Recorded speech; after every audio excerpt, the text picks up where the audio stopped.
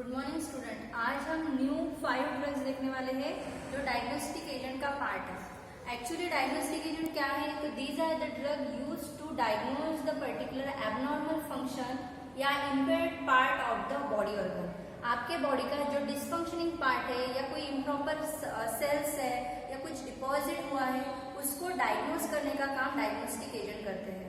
Last lecture में हमने देखा there are the various method to diagnose the impaired function of the particular body organ.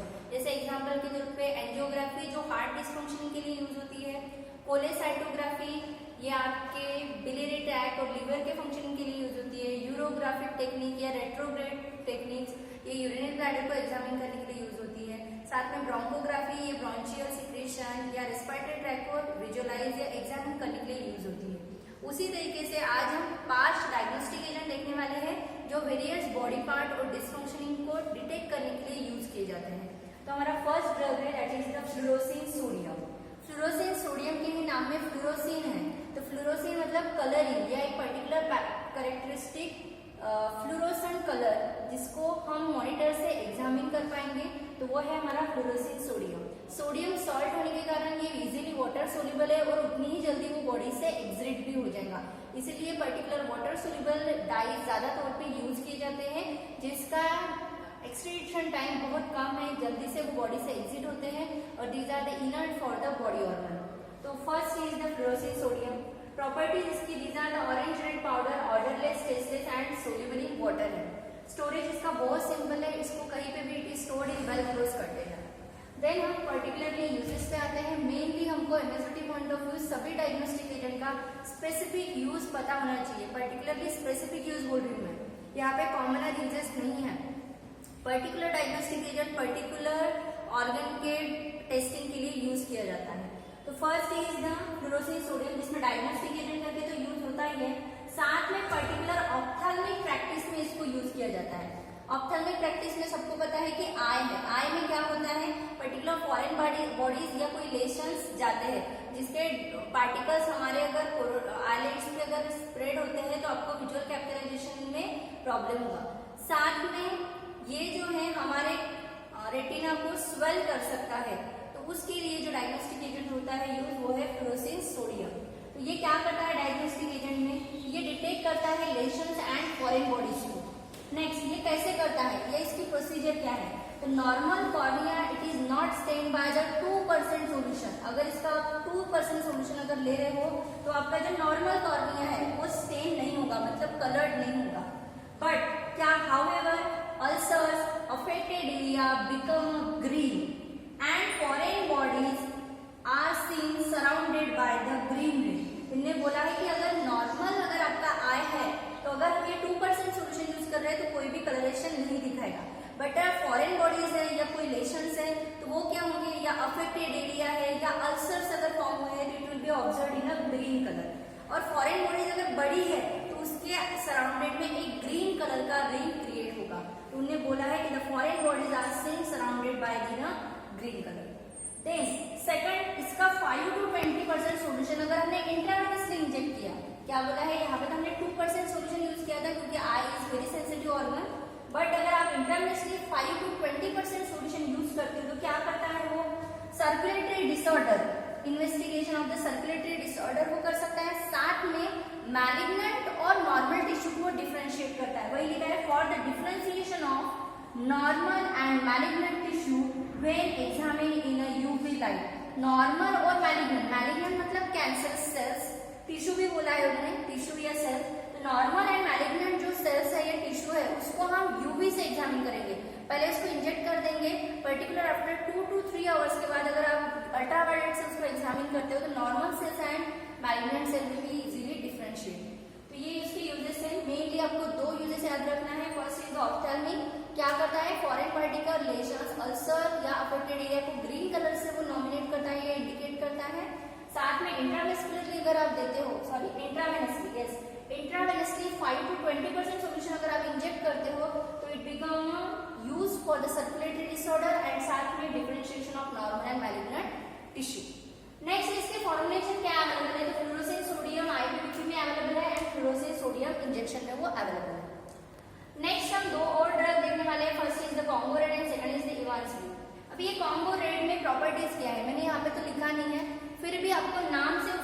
याद रखना है। कॉन्गो रेड में रेडिश ब्राउन कलर की क्रिस्टल है, ऑर्डरलेस, टेस्टलेस है और it is soluble in water. अगर कभी प्रॉपर्टीज आती है तो आपको नाम से आप याद रख सकते हो Congo red, reddish brownish crystal powder है। ओके, देन यूजेस पे ही हमको मेनली फोकस करना है। पहला तो डायग्नोस्टिक यूज जो चैप्टर का यूज है।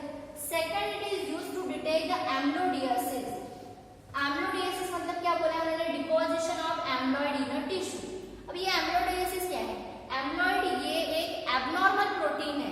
एबनॉर्मल प्रोटीन मतलब जब हमारा मेटाबॉलिज्म होता है तो प्रोटीन, कार्बोहाइड्रेट, फैट्स ये क्या होते हैं, मेटाबोलाइज होते हैं और हमारी पर्टिकुलर बॉडी में वो एब्जॉर्ब होते हैं। तो ये लेकिन जो एम्ब्लॉइड जो है वो एबनॉर्मल प्रोटीन है और ये पर्टिकुलरली बोन मैरो में बिल्डअप होता है या बनता है और वो वेरियस टिश्यू में जाके अटैच होता है। तो वेरियस टिश्यू मतलब जो ऑर्गन में वो डिपॉजिट होगा तो उस ऑर्गन में एम्ब्लोडियासिस के पैचेस आपको समझ में आएंगे। तो आप बोलोगे कि ये कैसे रियलाइज होगा या ये कैसे पता चलेगा कि हमको एम्ब्लोडियासिस हुआ है? तो रिस्पेक्टिव जो ऑर्गन का जो डिसऑर्डर है वो आपको उभर के आएगा। स्पेशली ये लीवर और किडनी में डिपॉजिट होते हैं तो लीवर के ऊपर स्वेलिंग आना या लीवर प्रॉपर्ली फंक्शनिंग नहीं करना, किडनी में आपको यूरेशन का प्रॉब्लम जा सकता है, हमेशा यूरिनरी इन्फेक्शन हो सकता है। तो इस टाइप के डिसीज हो सकते हैं। और फिर अगर आपको इसको डिटेक्ट बार बार ट्रीटमेंट लेने के बाद भी अगर इसको क्योर नहीं हुआ तो then it will be diagnosed by the help of these drugs. तो Congo red is help to detect the amyloidosis. ठीक है, इसको कैसे यूज किया जाता है? तो Congo red use available in injection form. Yes, these are available in intravenously, आपको इंजेक्ट किया जाएगा।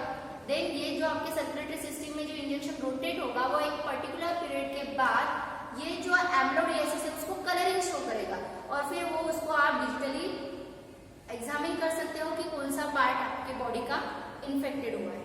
Okay, next is the Evans blue. Same as it is, यहाँ पे भी हमने प्रॉपर्टीज नहीं लिखी है। इवांस ब्लू की जो प्रॉपर्टी है वो है greenish bluish crystalline powder. Green और ब्लूइश कलर में क्रिस्टलाइन पाउडर आते हैं या ब्लू कलर के भी क्रिस्टलाइन पाउडर आते हैं। Again these are tasteless, odourless and soluble in water. ये इवांस ब्लू कहाँ यूज होता है? Evans blue is use to determine the blood volume. Blood volume detect करने के लिए। तो आप लोगों के ब्लड वॉल्यूम को गिनने की क्या जरूरत है? सिंपल हम वेट से गिन सकते हैं। जैसे एक फॉर्मूला है, आपके वेट के हिसाब से आपके बॉडी में ब्लड और वाटर कितना है ये पता चलता है। बट अगर ब्लड इन्फेक्शन होता है, पर्टिकुलर बैक्टीरियल इन्फेक्शन में ब्लड इन्फेक्शन होता है, इसका जो माइन्यूट सिम्टम्स है वो है आपका टेम्परेचर। आपको अगर रिपीटेटिव टेम्परेचर अगर आ रहा है और स्पेशली आपको ऐसे जैसे बोलते हैं बारीक ताप मतलब ये जो टेम्परेचर है वो दिन भर आपको कुछ भी नहीं महसूस होगा, लेकिन आपका टेम्परेचर शाम में या रात में एकदम बढ़ जाता है and again next day it will be a normal. तो आपको क्या लगता है कि हमको ये थकान की वजह से हो रहा है, हमको बॉडी एक हो रहा है, हमारा टेम्परेचर बढ़ रहा है, लेकिन ऐसा नहीं है। अगर आपको ब्लड इन्फेक्शन होता है तो उस केस में आपको ये सिम्टम्स आता है। तो वो अगर रिपीटेडली हो रहा है तो ब्लड वॉल्यूम या ब्लड में कितना इन्फेक्शन हुआ है वो अगर चेक करना है तो उस कंडीशन में इवांस ब्लू आपको यूज करना पड़ता है, मतलब डॉक्टर विल बी यूज। तो उस कंडीशन में इवांस ब्लू इंजेक्शन ये फॉर्मुलेशन अवेलेबल है जिससे हम ब्लड वॉल्यूम डिटरमाइन कर सकते हैं। तो उसका भी एक पर्टिकुलर फॉर्मूला है। जब डिजिटली आंकड़े आते हैं उसको कैटेगराइज किया जाता है एक फॉर्मूला में और फिर आपका एग्जैक्ट ब्लड वॉल्यूम कितना है वो निकाला जाता है। तो these are the Evans blue. Again next to diagnostic agent are first is sulfobromophthalein sodium and indigo carmine. तो फर्स्ट हम देखते हैं सल्फोब्रोमोफ्थैलिन सोडियम। नाम थोड़ा सा डिफिकल्ट है, अच्छे से लर्न करोगे तो लर्न हो जाएगा। सल्फो देन ब्रोमोफ्थैलिन, तीन इसमें हम डिवाइड कर सकते हैं, sulpho, bromo and thalein. Again sodium बोला है it is available in salt, white crystal, bitter in taste, soluble in water, ऐसा बोल सकते हैं। यूजेस कहाँ होते हैं? Particularly functional capacity of liver, इसके लिए ये सबसे ज्यादा यूज किया जाता है कि लीवर की फंक्शनल कैपेसिटी क्या है, तो उसके चेक करने के लिए उसको यूज किया जाता है। और कौन सी मेथड है? या पर्टिकुलरली रेटिको एंडोथेलियल सेल्स, आपके जो लीवर में और इंटेस्टाइन में एंडोथेलियल जो सेल्स है वो प्रॉपरली मेटाबॉलिज्म कर रहे हैं कि नहीं कर रहे हैं या डिसफंक्शनिंग हुए हैं, तो वहां पे वो यूज किया जाता है।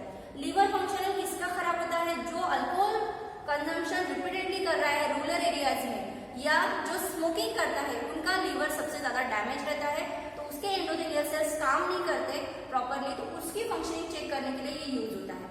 देन ये कैसे यूज किया जाता है? तो 7% डाई नहीं, नॉर्मली पर्टिकुलर कॉन्सेंट्रेशन का डाई यूज किया जाता है। अगर आपका लीवर नॉर्मल है, क्या बोला मैंने कि अगर आपका लीवर नॉर्मल है तो 7% डाई आफ्टर 45 मिनट्स के बाद आपकी बॉडी में एज इट इज रहेगा और बाकी का क्या होगा, एग्जिट हो जाएगा क्योंकि नॉर्मल फंक्शनिंग है। लेकिन अगर आपका लीवर नॉर्मल फंक्शनिंग नहीं है तो मैक्सिमम कंसंट्रेशन ऑफ डाई आपकी बॉडी में रहेगा क्योंकि liver work for the metabolism, dyes को मेटाबोलाइज करके एग्जिट करने का काम उसका है। अगर लीवर प्रॉपर्ली फंक्शनिंग नहीं है तो maximum concentration of dyes it will be retain in your body, और अगर नॉर्मल फंक्शनिंग है तो only 7% dye will be retain after the 45 minutes. वही लिखा है मैंने, in a liver is a normal functioning retain 7% dye in a blood after a 45 minutes. अगर normal functioning है तो ओनली 7% रहेगा, और अगर एबनॉर्मल फंक्शनिंग है, प्रॉपर फंक्शनिंग नहीं है तो मोर concentration of the dye is will be available in a blood और अ सर्कुलेटरी सिस्टम। इसके फॉर्मुलेशन क्या अवेलेबल है, तो again it will be available in injection. Okay, next is indigo carmine. Indigo carmine को दूसरा भी नाम है इंडिगो टीन डाइसल्फोनेट। मैंने यहाँ पे लिखा नहीं है, it will be available in the notes also. तो इंडिगो टीन डाइसल्फोनेट इस तरीके से भी इसको नाम है, that is the Indigo carmine. Indigo कार्बिन it will be available in a blue colour. Okay, तो यहाँ पे स्पेसिफिकली हम यूजेस पे जाते हैं। क्या यूज है, किडनी फंक्शन के लिए यूज होता है, ठीक है, किडनी फंक्शन। देन इन्होंने बोला है कि use to localise the urethral orifice during the urethral catheterisation and cystoscopy. Urethral catheterisation मतलब यूरेटर जो ब्लैडर है आपका उसमें कैथेटर इंड्यूस करने का काम ये करता है। तो ये कहाँ पे यूज होता है, जिसका किडनी फंक्शन प्रॉपरली वर्किंग नहीं करता है और मैक्सिमम यूरिन अगर आपके ब्लैडर में रिटेन है उसको आपको फोर्सफुली अगर एग्जिट करना है, जिसमें हम डायलेशन भी प्रोसेस बोल सकते हैं, डायलेशन प्रोसेस, तो उस टाइम पे ये यूज होता है। क्या होगा, पर्टिकुलर किडनी फंक्शन प्रॉपरली नहीं होने के कारण urine it will be retain in a urinary bladder और उस वजह से वहाँ पे इन्फेक्शन होने के चांसेस है। फिर हमेशा तो डेली हम हॉस्पिटलाइज नहीं हो सकते हैं, कभी कभी कुछ पेशेंट्स जिनकी किडनी डिसफंक्शनिंग है तो उनको डायलिसिस के लिए लेके जाना पड़ता है, तो वो डायलिसिस मंथली होता है, 15 डेज होता है। तो वहाँ पे क्या किया जाता है, जितना यूरिन डिपॉजिट है उसको एग्जिट किया जाता है, साथ में वो ब्लैडर को क्लीन किया जाता है, तो उसके लिए कैथेटराइजेशन के लिए यूज होता है। तो with the help of catheter particular diagnostic agent inject किया जाता है और इंटरनल ब्लैडर में कुछ इन्फेक्शन हुआ है कि नहीं हुआ है वो चेक किया जाता है। साथ में हम नेक्स्ट पॉइंट वही सेम पढ़ने वाले हैं, to identify the several uterus fistulous communication. अभी ये फिस्टुलस का मीनिंग है देयर इज अ कम्युनिकेशन और देयर इज अ इन्फेक्शन या connection between the two organ. Two organ मतलब जैसे कोलन टू अपेंडिक्स या small intestine to large intestine, same as here also kidney to urinary bladder, क्योंकि kidney से आपका जो urine है वो फिल्टर होकर यूरिनरी ब्लैडर में आता है and then urinary bladder will be exit the urination. ये जो तीनों ऑर्गन का जो कनेक्शन है उसको बोला है फिटुलस कम्युनिकेशन। अगर यूरिनरी ब्लैडर में अगर इन्फेक्शन होता है तो it will be a transplant to the kidney also.